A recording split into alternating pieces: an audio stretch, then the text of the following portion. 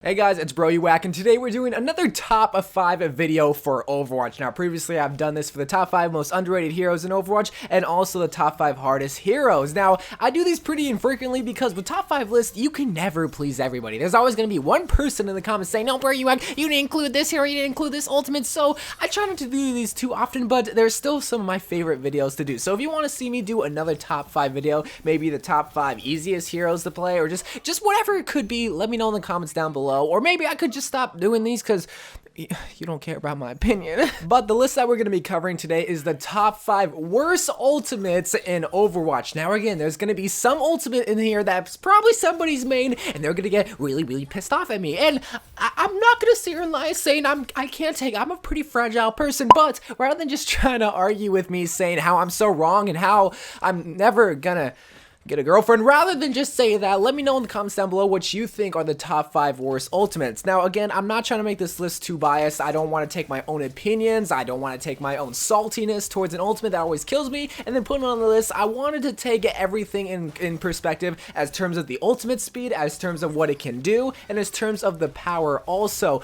But for this video, we're gonna assume that all the ultimates are gonna be followed up, because if an ultimate isn't followed up, then half the ultimates in Overwatch would be on this list, i.e. Zarya's ultimate, which by the way isn't on this list. So let's just take Zarya's ultimate for example. If there's no follow-up, then yeah, it would be the worst ultimate, because pretty much it just brings people together.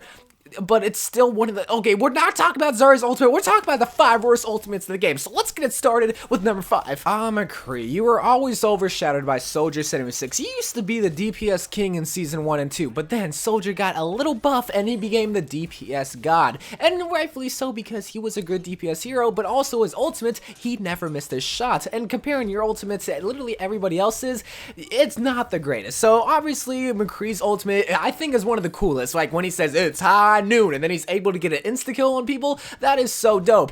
However, there's 2 big things that really makes this a really bad ultimate. The first thing, you glow freaking bright red. Anybody that is not colorblind or that can literally just see red color is gonna be able to tell, oh hey, the MCCREE's ulting, I'm not gonna stand in his line of sight. Sometimes it is easier said than done. Obviously, sometimes you can't find cover and you're gonna die. Okay, fair enough. But also another thing is that he is so vulnerable. Not only is he glowing red, but he cannot run, walk, he can't do any of that. He can't all fly around. He's literally tiptoeing in his Jordans when he's about to use his ultimate, and he also has to charge it. So if he says it's high noon and everybody has a brain and says, oh guys, let's focus the MCCREE, or maybe the Reinhardt could just simply put up a shield, it's easily counted right there, or you can just simply shoot him, or the Roadhog can hook him. Either way, there's just a lot of things that can counter MCCREE, but the reason why he's number 5 is because he still can get insta-kills, and you can flank around people, and you can get on top of like the little ledge on like Lijiang Tower and High Noon people, so it's not completely bad, but honestly, you're left vulnerable, you're glowing bright red, and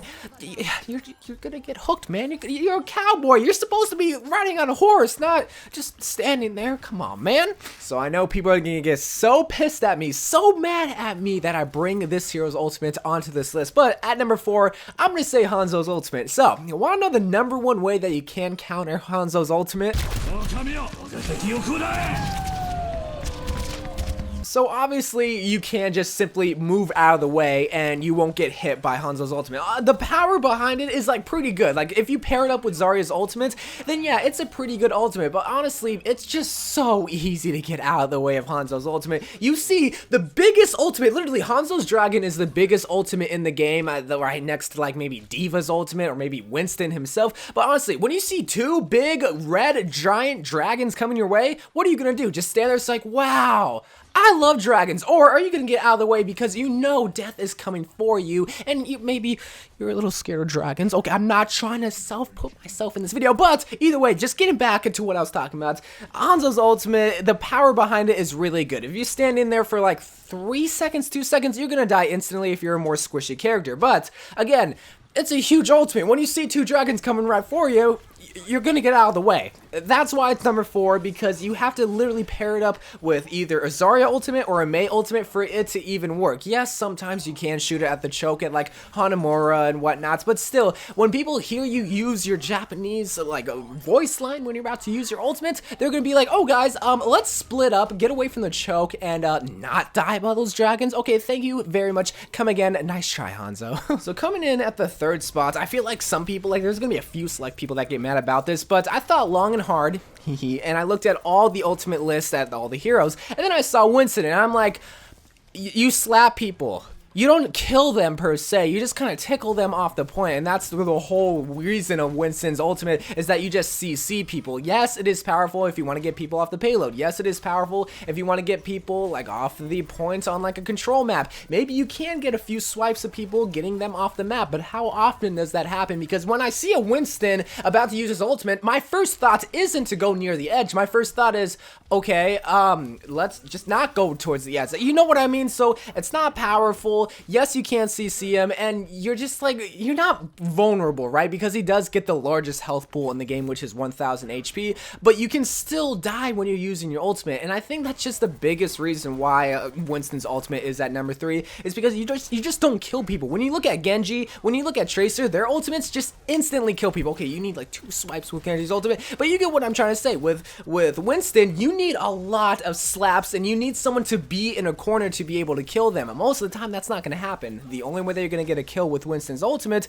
if they just kind of scoot them off the edge, which has to be on certain maps like Lijiang Tower, like maybe I can wall on the bridge. You know, there's only certain spots where Winston's ultimate is really, really powerful, but again, it is a good CC ultimate. So I don't know, maybe you guys are going to argue with me and call me dumb, but I thought long and hard, and I've decided to put it at number 3. But let's look at the number 2 spots, because I feel like this is something you guys will agree on. We've all seen the montages where someone is playing Junkrat, they use the Riptire, and they get a 5N. We've all seen it. So what makes Junkrat the number 2 spots on this worst ultimate list? Well, there's a lot of components. One, his Riptire is the loudest ultimate in the game. Sure, when people use their ultimate, it is pretty loud. When Hanzo uses ultimate, he's all saying Japanese language. I'm not gonna reenact it because I don't want you guys to cringe. When Genji uses his ultimate, he says the same thing, but in like different words and whatnot. When Mei uses her ultimate, she says something in Chinese. I gotta stop picking heroes that I don't understand what they're saying. But either way, Junkrat says firing in the hole, and then his Riptire continues to make noise. So if they were to tone down like the sound of his Riptire, maybe it'd be a little bit better. But anybody that has a working headset, or maybe just turn their TV on to say like 2 volume, they're gonna hear the Riptire. So anybody that has a brain,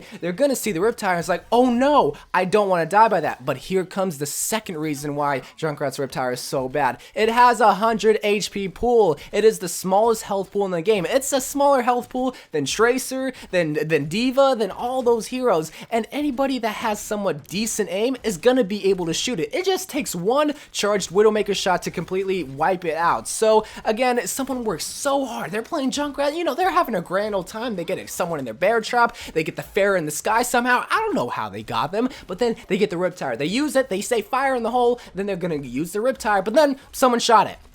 It's done. It's over. At least when Genji uses his ultimate, he's jumping all around. It doesn't instantly die. When Tracer uses his ultimate, it automatically explodes when they use it. With Junkrat, you have to find either just one person or 3 people before it to be an effective ultimate.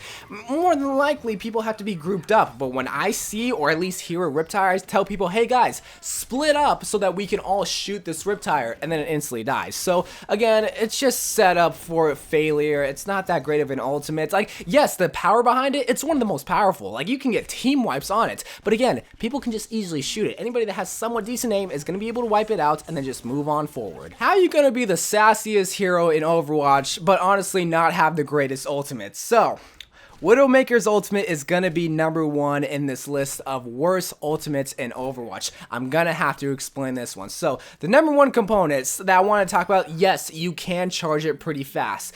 But that's the thing, you have to get kills with a Widowmaker to be able to get your ultimate. Widowmaker isn't the easiest hero to play. I know there's gonna be some quote-unquote top 5 Widowmakers in my comments saying, oh, Widowmaker is the easiest hero to play, bro, you just suck. Okay, maybe I do suck with Widowmaker, but here's the thing, a big majority of people aren't like the Kefries, right? Aren't like these phase tryouties playing Overwatch, playing Widowmaker, alright? So a lot of the time, they're not gonna be playing Widowmaker to their fullest potential, but yes, you can charge it pretty fast. I think maybe it takes 3 to 4 kills, give or take a little bit of percentage or whatnot, but here's the thing, it takes 3 or 4 kills to get that ultimate. Okay, fine, maybe you're a good Kefri, whatnot, but here's the other thing, you get wall hacks. Wanna know who also gets wall hacks? Hanzo's able to get a wall hack. Sure, it isn't like the whole entire map, I'll give him that, okay? You shoot your little wall hack arrow, your sonic arrow, whatever it's freaking called, and you're able to see in a general area, I think maybe 10 meters. Widowmaker's ultimate, you're able to see the whole entire map, you're able to see who's like in the left side, who's on the right side, so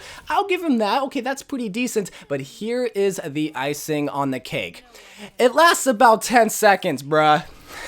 It doesn't last that long, you need to get kills to charge your ultimate, and it just goes away instantly like that. And plus, it doesn't really help the team all that much. If you use the ultimate in like a competitive game, more than likely people are going to be giving out callouts. People are going to say, hey, there's a Junkrat on the left, hey, there's a soldier on top right. So people already kind of know the position. Maybe it's good if a Mercy's hiding if you want to focus them, but honestly, it doesn't help the team all too much. More or less, it's going to help the Widow be able to get the picks. So it's not all too bad if you think about it, but compared to other ultimates, even Hanzo's ultimate is a little bit better because you're actually able to get kills, plus you have Widow's ultimate in a sense right there with your arrows. So there's just a lot of components about Widowmaker's ultimate that it's just set up for failure. I wish it would just last a little bit longer, maybe for 20 seconds. Would it be overpowered? I don't know, but at least then it would be just a little bit better. Once you use it, it seems like you can take a nap and oh wow, where did it go? You know what I mean? So either way, that was my list of the top 5 worst ultimates in Overwatch. I want to know what your list is because there's always going to be those few people that say, oh, these are the best ultimates in the game.